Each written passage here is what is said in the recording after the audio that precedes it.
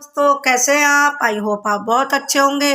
दोस्तों स्वागत है आपका मेरे चैनल फिर से। दोस्तों मैं आज आपके सामने एक नई कहानी लेके फिर से उपस्थित हूँ जो कि बिल्कुल सत्य है। दोस्तों कहानी एक बिहार शहर की है। बिहार शहर में एक परिवार रहता था।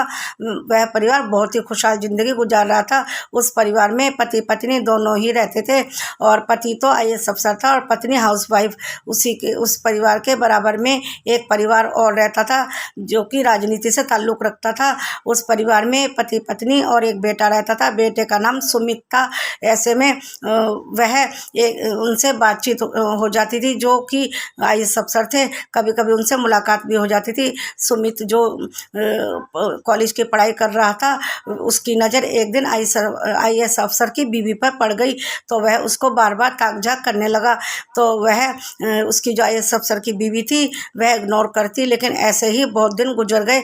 लड़के ने सोचा कि यह तो इग्नोर करती है। उसने एक योजना बनाई। अपनी माँ से बोला कि उनको किसी बहाने से मेरे पास ले आओ। तो वह उसकी माँ जो आईएएस अफसर की बीवी को ले आई और लाने के बाद उसने बोला कि बैठो, और उस कमरे में एक ऐसे कमरे में बिठा दिया। तो वह चुपचाप बैठ गई और बैठने के बाद वह अंदर से दरवाज़ा बंद हो गया। बंद होने के बाद जब वह उसने देखा कि माँ तो बाहर ही रह गई और बेटा अंदर है और उसके साथ एक लड़का और है, तो ऐसे में वह बहुत घबरा गई। उसने पूछा कि ये क्या कर रहे हो। तो उसने कहा एकदम चुप रहो, कुछ मत बोलो। तो ऐसे में उसने उसका रेप कर दिया और जो दूसरा साथी था उसकी वो फ़ोटो लेता रहा। तो ऐसे में वह बहुत घबरा गई। उसने सोचा क्या करूं। उसने तो फ़ोटो भी ले ली और उसने ये बोला यदि ये बात किसी से बताओगी तो तुम्हारी फ़ोटो मैं सबको दिखा दूंगा। वह अपने घर चुपचाप रोती रोती चली गई। बाहर निकली, उसकी माँ ने भी उसको रोते हुए देखा लेकिन कुछ भी नहीं पूछा और वह अपने घर जाने के बाद दुखी रहने लगी। अपने पति को भी कुछ नहीं बताया। सोचा कि बिना बात में बहुत ज़्यादा लड़ाई हो जाएगी और उसने उसकी फ़ोटो, अश्लील फ़ोटो भी ले ली थी। इसी वजह से वह चुप रही। ऐसे करते करते काफ़ी दिन बीत गए और वह रोज़ ये काम करने लगा। उसको धमकी देता और यह काम करने लगा। वह चुप रहती और ऐसे ही दिन गुजरने लगे और ऐसे में वह कई बार प्रेग्नेंट भी हो गई। प्रेग्नेंट होने के बाद वह अपने मायके जाके चुपके से अबॉर्शन करा लेती, लेकिन यह बात किसी को भी नहीं बताती क्योंकि उसकी फ़ोटो उसने पहले से ही बहुत सारी अश्लील फ़ोटो ले रखी थी। वह सोचती यदि मैं मुंह खोलूँगी तो मेरी अश्लील फ़ोटो ये कहीं भी किसी को भी दिखा देगा। ऐसे दिन गुजरते रहे और ऐसे में जब उसने देखा कि यह तो मान ही नहीं रहा तो वह अपने घर में चुपचाप रहने लगी। और एक दिन उसकी माँ आई और उसकी भतीजी भी आई साथ में।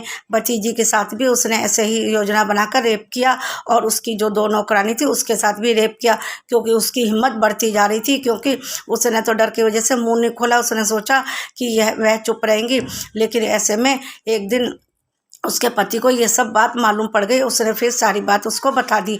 तो ऐसे में उन्होंने कंप्लेन की, लेकिन वह इतनी ऊंची पोस्ट में थे, राजनीति में थे, तो उनकी कोई भी सुनाई नहीं हुई। बल्कि पुलिस ने ये बोल दिया आप तुम किसकी कंप्लेन कर रहे हो, बेकार है। ऐसे करके बात को दबा दी गई। और फिर उन्होंने फिर और भी बड़े अफसर को एक लेटर लिख के भेजा और फिर उन्होंने उस पर कार्रवाई की।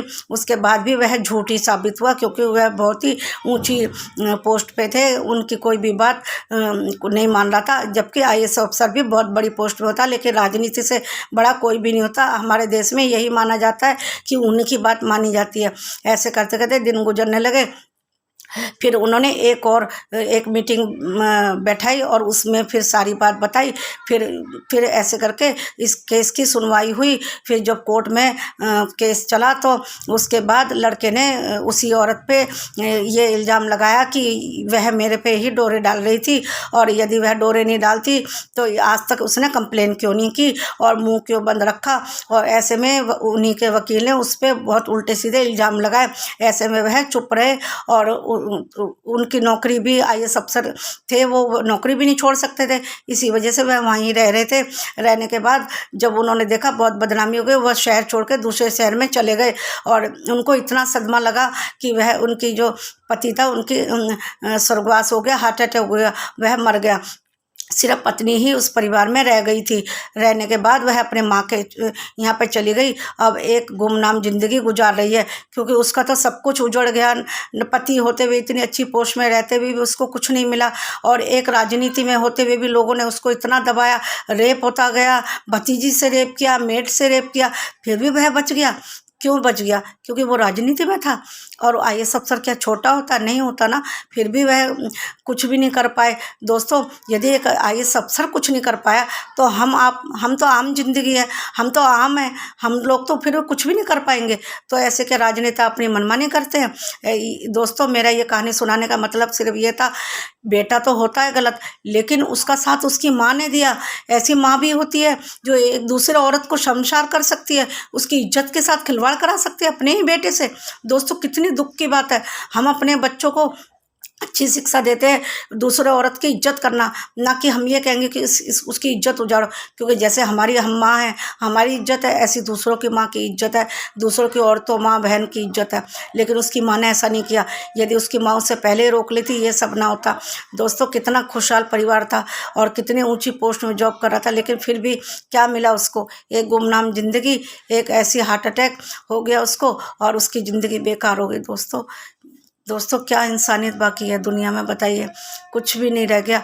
और दोस्तों, जिसकी ऊंची पोस्ट होती है उसी की सुनवाई होती है। इसी वजह से बहुत सी औरतें रेप होने के बाद चुपचाप रहती है कि कंप्लेन होने के बाद कुछ होगा तो नहीं, और ऊपर से बदनामी हो जाएगी, हमें कौन फिर पूछेगा समाज में। इसी वजह से कई औरतें पता नहीं ऐसी चुप रह कर अपनी गुमनाम ज़िंदगी गुजारती है। दोस्तों, बस मेरा कहानी सुनाने का यही मकसद था कि हमें अपने बच्चों को बहुत अच्छी शिक्षा देनी चाहिए, दूसरों की इज्जत करना सिखाना चाहिए, दूसरों के माँ बहन को अच्छे से इज्जत देनी चाहिए। बस आज तक के लिए बस इतना ही। मिलते हैं अगले वीडियो में। प्लीज़ मेरे इस चैनल को लाइक से सब्सक्राइब कर देना। आपका एक लाइक से सब्सक्राइब शायद मेरे बहुत सपोर्ट कर सकता है। मिलते हैं अगले वीडियो में, तब तक के लिए नमस्कार, थैंक यू।